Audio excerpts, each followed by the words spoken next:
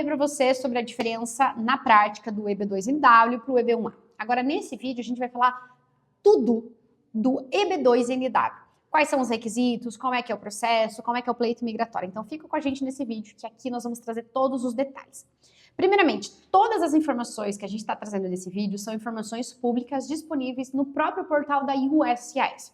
Então, quando você digitar no Google USCIS, se você digitar EB2NW no campo de pesquisa, você consegue acessar todos esses dados de forma pública. Então, tudo que nós estamos trazendo para vocês é tudo que está dentro no portal da USCIS. Muito bem, então vamos falar sobre o EB2NW. Então, eu tenho duas categorias do processo de EB2NW.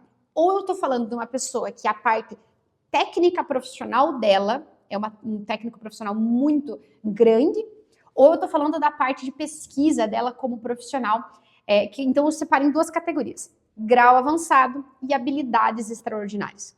E aqui eu já quero deixar para vocês o primeiro ponto, inclusive na própria tela está aparecendo para vocês, o que os Estados Unidos, o que na verdade a USCIS considera como grau avançado.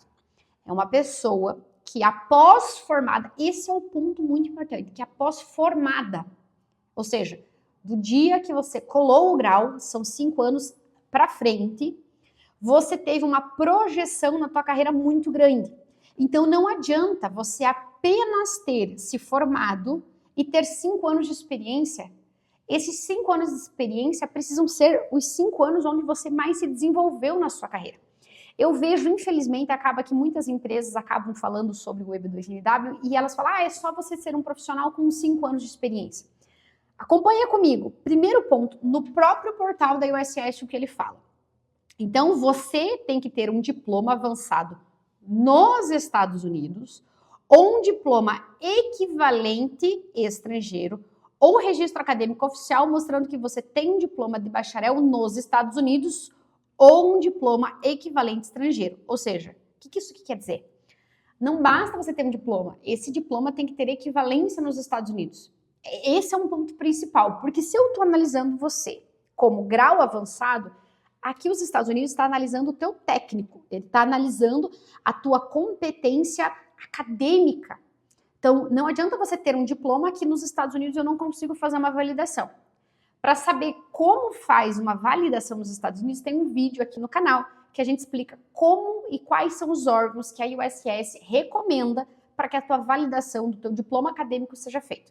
Então, esse é o primeiro ponto. Não basta ter um diploma. Esse diploma tem que ter equivalência nos Estados Unidos e há órgãos competentes que fazem essa validação.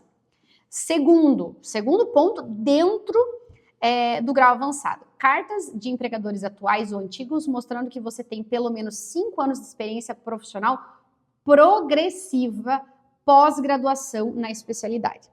E aqui está um ponto muito importante. O que é progressivo? Progressivo é aquela pessoa que saiu da faculdade e ela já foi subindo de cargo com uma competência técnica muito grande. Exemplo, vamos pegar aqui a título de curiosidade uma pessoa que se formou em engenharia de produção. A pessoa se formou em engenharia de produção em 2010, para a gente fazer uma conta, porque nós estamos em 2020, porque nós estamos em 2025. Ela se formou, ou seja, ela colou o grau em 2020. E aí, ela já foi para uma multinacional, como, por exemplo, Bosch. Vamos usar hipoteticamente nesse exemplo a Bosch. Então, ela já foi para a Bosch. Só que lá na Bosch, ela começou a desenvolver projetos tão impactantes em relação a custo ou até a otimização da operação, que ela entrou como analista, ela já foi subindo de cargo e nesses 5 anos ela já é gerente. Então, não foi simplesmente ela subindo de cargo, mas foi justificada esses cargos que ela foi subindo, né? Então, é progressivo. Não basta ter 5 anos após a formação, precisa justificar. A tua competência é tão excepcional que nesses 5 anos você fez essas conquistas extraordinárias. Agora presta atenção, isso aqui é o próprio Estados Unidos falando. Se um doutorado for normalmente exigido para a profissão qual você executa, você deve fornecer um registro acadêmico oficial mostrando que você possui um doutorado nos Estados Unidos ou um diploma. O que isso acontece? Existem categorias dentro dos Estados Unidos que para você executar aquela função, você obrigatoriamente tem que ter um diploma. Inclusive, tem faculdades aqui no Brasil que para você dar aula naquela faculdade, naquela universidade, você é obrigado ou estar, doutorando ou já ter o seu doutorado. Então, isso é uma coisa que os Estados Unidos falam. Há uma exceção a essa regra dos 5 anos. Se você se formou na faculdade e durante esses 5 anos você já tem o mestrado, aqui faz toda a diferença, porque aí você já tem a tua graduação e você já tem o teu mestrado. Então, é como se esses 5 anos não fossem necessários e você já pode aplicar para a primeira parte do EB2, porque a gente ainda tem que analisar o NW. Então, primeiro, dentro do EB2 eu tenho 2 categorias, o grau avançado ou as habilidades extraordinárias. A gente acabou de ver sobre a diferença, né? A diferença não, os pontos do grau avançado. Então, lembre que grau avançado, o que os Estados Unidos fala, eu preciso ter uma formação nos Estados Unidos e 5 anos de carreira progressiva. Se a ocupação que eu vou fazer nos Estados Unidos exige um doutorado, eu já tenho que ter o doutorado. Se eu já tenho um mestrado, esses 5 anos cai por terra e a parte do EB2 eu já tenho atendido, eu preciso atender a parte do NW. Ficou certo isso? Vamos para o segundo requisito, que são as habilidades excepcionais. As habilidades excepcionais, eu já estou olhando, inclusive, olha o que o próprio Estados Unidos fala. Você deve demonstrar habilidades excepcionais em ciências, artes e negócios. Ou seja, os Estados Unidos ele é muito claro, a gente apenas tem que entender. Obviamente que a gente que trabalha todos os dias com isso é muito fácil saber onde que está, onde que procura, onde que pesquisa. Mas quando eu estou falando dos Estados Unidos, ele é muito claro no que ele quer para cada determinada categoria de visto. E aí, o que significa um grau excepcional, né? Então, a habilidade excepcional significa um grau de especialização significativamente superior ao normal, encontrado em ciências, artes e negócios. Você deve atender a todos os requisitos especificados na certificação trabalhista conforme aplicável. Então, para a parte EB2, eu tenho que falar, eu sou excepcional. Para a parte NW, eu tiro a certificação dos Estados Unidos, certificação laboral, porque eu sou tão necessário para os Estados Unidos que eu tenho essa dispensa. E aí que eu entro nos critérios. Tem pessoas que confundem. Quer dizer que se eu sou habilidades extraordinárias, eu também tenho que atender os requisitos? Não. Uma coisa ou outra. Ou você está pleiteando para habilidades extraordinárias, ou você está pleiteando para o grau avançado. São 2 coisas diferentes. Temos que entender isso. Muito bem. Para grau avançado, nós temos aqui 7 requisitos. Desses 7, você tem que atender 3, mas tome cuidado. E aqui faz a diferença. Mas vamos ler eles aqui. Primeiramente, um dos requisitos. Não significa que você precisa ter todos, mas um dos requisitos é que você tenha uma formação. Nível técnico, nível graduação, qual o nível que você queira, você tem que ter esse diploma que você comprove isso. Então, na tela agora vai estar aparecendo. Isso é literalmente a tradução, obviamente, USS, o texto original é em inglês, mas a gente está traduzindo já para apresentar para vocês. Então, o texto que aparece agora na tela é o texto direto do site da USS em português. Então, registro acadêmico oficial mostrando que você possui um diploma, certificado, prêmio semelhante de faculdade, universidade, escola ou qualquer instituição de ensino relacionado à sua área de habilidade excepcional. Qual que é o ponto aqui? Imagina que você se formou em música e você hoje tem uma empresa de plotagem de caminhão, por exemplo. Você concorda que na área que você está trabalhando hoje, atuando, não tem nada a ver com a área que você se formou? Então não casa.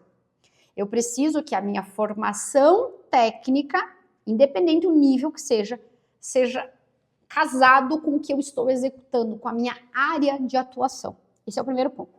Segundo ponto, carta de empregadores atuais ou antigos, documentando pelo menos 10 anos de experiência em tempo integral em sua ocupação.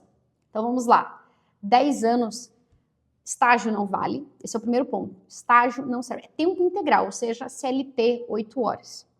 Ou você foi contratado para uma empresa para fazer aquilo, mas estágio não conta nesse ponto. E eu estou falando de 10 anos na sua área. Então, existe uma lógica, existe uma corrente. Eu me formei, exemplo, em estatística, e eu trabalho 10 anos com estatística. Tem que ter uma lógica no que você está fazendo. Terceiro ponto, uma licença para execução de sua profissão ou certificação para sua profissão ou ocupação. O que significa? Eu adoro usar esse exemplo. Toda pessoa pode dirigir um carro? Depende. Dirigir, você pode dirigir se você tiver a habilidade de dirigir, tá? Mas você pode conduzir esse carro sem ter um documento, que é a carteira de motorista? Não. Eu até brinco, né? Eu ouso dizer, quantas pessoas antes de tirar a carteira de motorista já dirigiram um carro, nem que fosse para tirar da garagem e estacionar em outro lugar? Se você analisar na legislação, no Código de Trânsito Brasileiro, você não pode dirigir, conduzir um carro sem ter a carteira de motorista. Isso acontece em várias áreas. Tem pessoas que acabam aprendendo de uma forma autodidata, mas tem determinadas áreas que você precisa dessa licença ou dessa certificação para executar aquela atividade. Então, esse é um ponto muito importante. Exemplo, tá? Isso é um exemplo muito prático. A gente tem a certificação que é o Green Belt e a Black Belt, que geralmente é para a área de qualidade. Isso é uma certificação. Mas ela realmente é uma licença para você praticar a sua área? Então, isso é uma importância, assim, total na empresa que você vai contratar. Porque uma coisa é você pegar o que está escrito aqui no próprio portal da USCIS, outra coisa é você contratar uma empresa onde ela vai analisar o seu caso, analisar os seus documentos, analisar os seus currículos, o seu currículo, né, para dizer se aquilo é elegível ou não. Quarto ponto, prova que você recebeu um salário ou uma remuneração por serviços que demonstram sua capacidade excepcional. O que isso quer dizer? Muitas empresas têm como bonificação pelo teu projeto, pelo teu trabalho, ela te dá uma bonificação, seja uma viagem, seja um valor financeiro, enfim. É reconhecido que pelo teu trabalho desempenhado dentro da empresa, você recebeu esse valor, essa remuneração. Então, isso aqui conta. Teu salário aproximadamente, como é que eu calculo? Aí, né, esse é um dos pontos principais. Não é apenas com base aqui no Brasil que a gente deve analisar isso, mas a tua área para os Estados Unidos. E não estou convertendo, mas eu estou falando de remuneração, a média salarial. Participação em associações profissionais. Aqui tem um ponto muito importante. Exemplo, quando você se forma em administração, você pode fazer parte do CRA, que é o Conselho Regional de Administração, que responde para o CFA, que é o Conselho Federal de Administração. Qual a dificuldade de você entrar numa associação dessa? Nenhum, você simplesmente se cadastra, paga um boleto e pronto.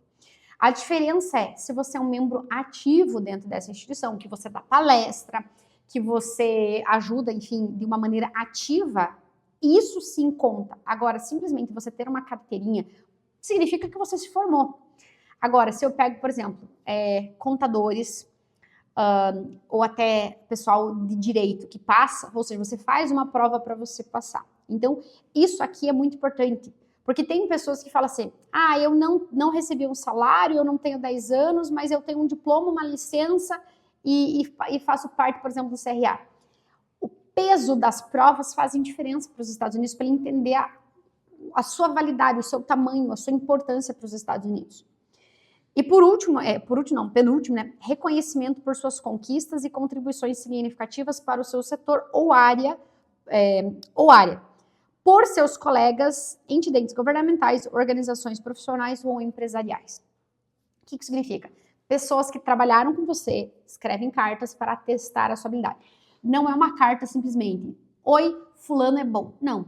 Fulano de tal fez tal projeto comigo e nesse projeto o desempenho dele foi chave, foi fundamental, foi importante. Ou seja, quem escreve por um motivo. Porque você participou do projeto, porque você fez alguma coisa, porque você desenvolveu alguma coisa, porque você tem uma habilidade, algo que deve ser destacado. E o último são evidências comparáveis de elegibilidade, também são aceitáveis. Então vamos fazer um cenário hipotético. Então vocês viram que, de forma resumida, eu tenho que ter uma formação, eu tenho que ter 10 anos de carreira, não é que eu tenho que ter, são os motivos. Então, formação acadêmica, 10 anos de carreira, uma licença, um salário acima da média, uma associação e reconhecimento por conquistas. São os 6 motivos. O outro são complementares, e aí depois eu explico para vocês. Imagina que você não tem uma graduação, não tem nenhuma formação. Foi o motivo para fora. Imagina aqui que você realmente tem os 10 anos de carreira, você não tem uma licença para praticar, não exige nenhuma licença, você tem um salário acima da média, você não participa de nenhuma associação e você ganhou aí um prêmio. Então, você ficou com três pontuações. A pergunta é, qual o peso disso? É isso a importância que eu falo. A assessoria, ela vai te orientar e falar, olha, isso aqui são documentos que provam de fato a tua expertise. Se eu mas isso é um posicionamento meu. Ninguém está escrevendo isso, ninguém está falando. Se eu, Gilmara, pudesse tirar de uma forma, elencar de peso, quais são os que têm mais peso, na minha opinião. Isso aqui é a opinião Gilmara, isso aqui não está escrito em lugar nenhum, eu. Tá? Vamos deixar isso bem claro. Primeiro ponto, reconhecimento e conquista que você tem. Eu acho que esses prêmios, reconhecimentos ou conquistas que você tenha é a forma mais clara dos Estados Unidos entender, opa, isso aqui é um profissional, porque você tem reconhecimento. Só tem reconhecimento as pessoas que de fato fizeram algo de impacto, que foram reconhecidas pelo aquilo que fizeram. Então, se eu pudesse elencar os 3, não melhores, mas assim, no meu ponto de vista, os 3 que têm mais impacto primeiro, você ter esse reconhecimento, conquistas. Segundo, você ter 10 anos, porque quem tem 10 anos e tem uma carreira sólida, não é aquela pessoa que ficou de 2 anos em 2 anos, mas aquela pessoa que tem uma carreira sólida, que ela entrou como estagiário, aí ela já foi subindo de cargo e ali ela saiu como, sei lá, como coordenador, depois o próximo ela foi, sabe, aquela progressão na carreira. Quem tem 10 anos tem história. São 10 anos de história, de consolidação. Então, para mim, na minha opinião, o primeiro são as conquistas, os prêmios, as cartas. O segundo são os 10 anos de história. E o terceiro ponto, eu entro como o ponto de diploma, ou seja, você tem uma formação, e aí não é só o diploma. É o diploma, é certificado, é uma pessoa que tem uma história. Dentro desses 10 anos, ela fez graduação, mas ela fez uma pós, ela fez um curso, ela fez uma especialização. Então, não basta ter só um diploma, um prêmio de parabéns e ser associado a uma filiação. Eu acho que a importância é o que dentro desses elementos você fez. E aí, depois a gente tem que ir para a parte do NW. Independente se você vai para o grau avançado ou para as habilidades extraordinárias, você tem que atender o NW, que é, de fato, o que faz o processo ser aprovado pelos Estados Unidos. Mas isso eu vou contar num outro vídeo para deixar com todos os detalhes sobre o que é o NW, quais são os requisitos, como surgiu esse processo do NW. Então, se você gostou desse vídeo, não deixa de esquecer aí de colocar o seu curtir. Se você sabe de pessoas que estão interessadas nesse conteúdo relacionado ao Green Card, aos Estados Unidos, compartilha com eles. Não esquece de ver nosso blog, onde a gente sempre está postando materiais de muita relevância sobre esses assuntos. Não só sobre isso, a gente também trabalha com cidadania italiana, cidadania portuguesa, cidadania alemã, visto de turista para os Estados Unidos, entre outros. Então, não esquece de curtir, compartilhar e te encontro no outro vídeo onde eu vou te explicar sobre a parte do NW. Até lá!